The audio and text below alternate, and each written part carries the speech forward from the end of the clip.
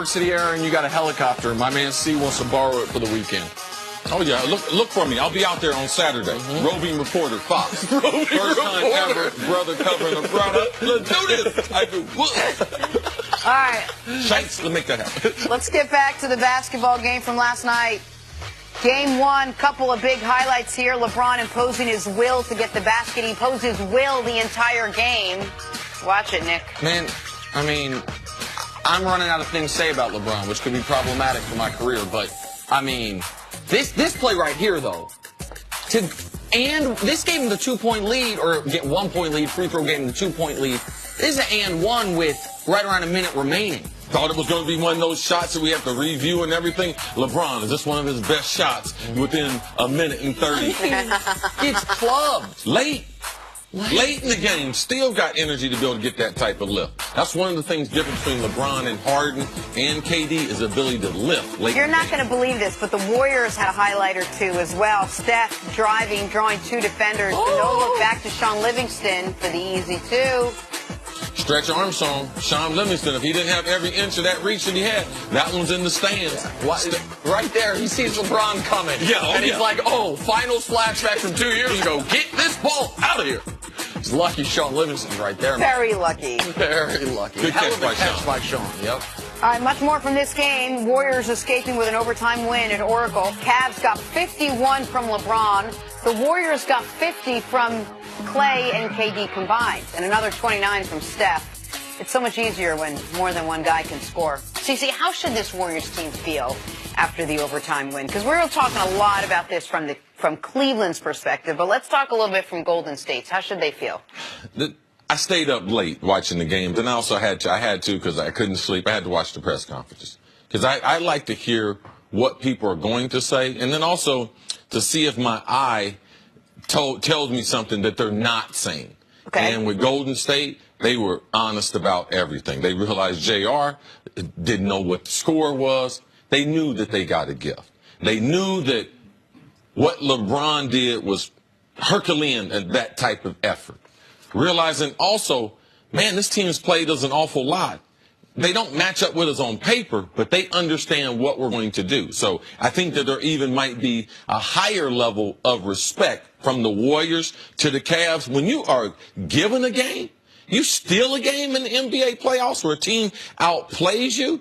You're like, wow, I think that they'll hit the reset button. They'll be even more focused going into game number 2 because they don't want to go back. Man, all the pressure was on the Cleveland Cavaliers to perform in game number 1. Mm-hmm. Man, if they could have pulled it out, they would. We talked about Golden State really hadn't had substantial pressure on them. Game 6 against Houston, Game 7 against Houston in this run that they've had. Haven't had a lot of that. They would have had real pressure on them. LeBron gets 50 and Cavs win game number 1. All right, so how should they feel?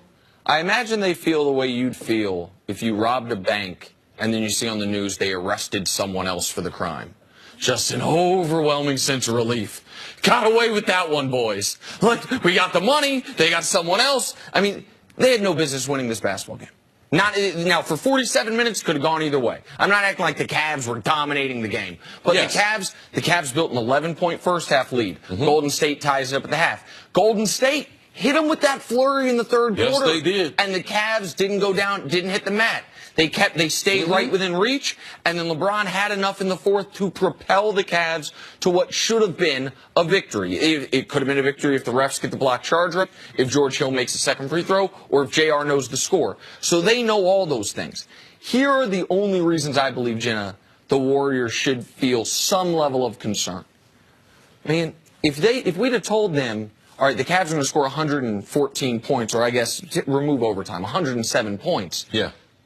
But you're only going to turn the ball over 7 times? Then it said impossible. Yes, impossible. Absolutely. That's true. So wait, we're gonna give up 107 to this team without turning the ball over. It's not because you're going to give up 107. The Cavs are going to shoot 27% from 3. Wait, how? So they didn't have one of their 20 for 42 3-point nights. Mm-hmm. We didn't have one of our 19-20 turnover nights. And they still were doing whatever they wanted on our half-court defense. That's the only level of concern. The third thing. Go ahead. LeBron got 50. Right. They're like, I mean, we expect him to get 30-something. We're used to that.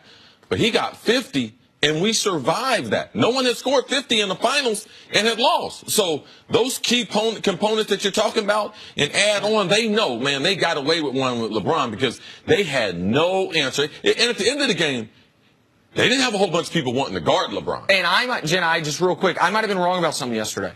Yesterday, on this show, 2 days ago on The Herd, I made this joke about, Andre Iguodala, the LeBron stopper. In the finals, LeBron's averaging 33, 12, and 10. Maybe Iguodala is a LeBron stopper. Yeah, he stops him without him, he stops him from getting 50. Getting 50. Maybe that's what's been going on. Explain this to me. This is a Warriors team with 4 legitimate All-Stars on it. This is a Warriors team with arguably the second and third best team in the league. Best players in the league going up against a team who just has a guy, who really only has one guy. How were the Warriors not dominating this game? I haven't, and I'm going through my NBA history, and it runs long.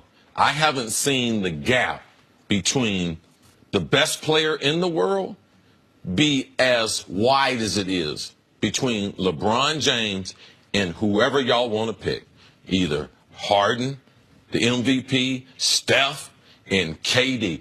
I have never seen the gap be that wide. But it's almost as if LeBron is as good as 2 of them. You talk about LeBron gets 50, you combine 2 scores to get that type of number. But if that's true, then why did we think why are they the overwhelming favorites? Because it's 5-on-5. You seem harping on this point. It's because you got to play 5-on-5. But then. Jenny, he's not going to go 58-8 every night. He's not going to go 58-8 on 56% shooting. It's from an efficiency standpoint. No one in this great history in the finals has scored 50 and lost. Right. We watched something we've never seen what happened last night. And nobody in the finals has ever gone 58-8. No one in the finals has ever gone 50 points on 56% shooting. All these things had never happened. But the point you made is an important one, which is the gap between the best and the second best. Because Jordan was the best player in the league for a long time. But there was a period where Akeem could at least reach out and touch him. Yes, sir. Karl Malone could reach out and touch him for a year, maybe. Charles Barkley, at the beginning of his career, Larry Bird was right there. Once Jordan took over, and Magic at the very beginning of his career was right there. The idea that the biggest gap we had seen was Wilt and everybody else. Yes. And that's right now, these playoffs, what it feels like. It feels like LeBron's rewriting the record book similar to Will. Feels like LeBron's physically imposing similar to Will. And it feels like the gap is similar to what Wilt was. All right, let's take a break. Coming up, how will the Cavs' performance impact LeBron's future in Cleveland?